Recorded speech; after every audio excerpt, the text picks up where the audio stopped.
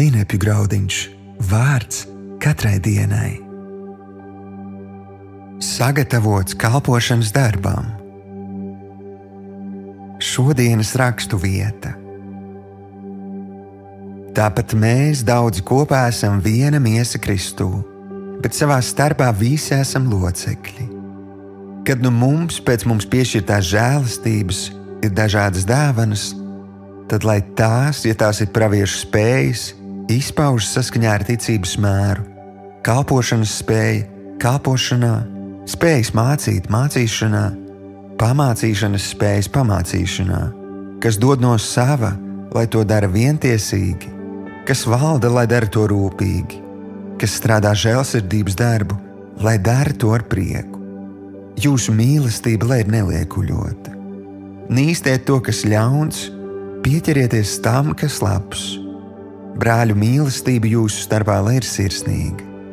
Centieties cits citu pārspēt savstarpējā cieņā.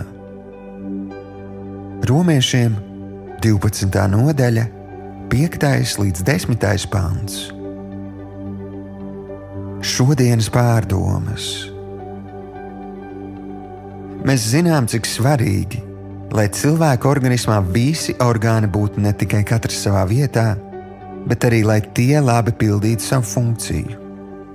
Jaunajā derībā draudze tiek saukta par Kristus miesu, bet ticīgie par šīs miesas locekļiem. Tā nu sanāk, ka mums katram Dievs ir paredzējis savu vietu viņa miesā, draudzē. Lai kādā situācijā tu būtu, es aicinu tevi pakļaujies labajam ganam, kura balsi tu dzirdi, un atļauj viņam tevi ievest īstajās ganībās. Patiesība ir tā, ka vislielāko labumu no iesaistīšanās Kristus miesā gūsti tu pats. Tu vairs neesi vientuļais karotājs. Tev ir ticības brāļi un māsas, kas iestājas par tevi, lai arī kurai draudzē Dievs tevi pievienotu, tu atklāsi priekš sevis jaunas iespējas un Dieva mērķi tavai dzīvei. Šodienas lūgšana. Tēvs, es lūdzu, lai tu palīdzi man atrast vietu tavā miesā. Es vēlos atraisīt savas kalpošanas dāvanas.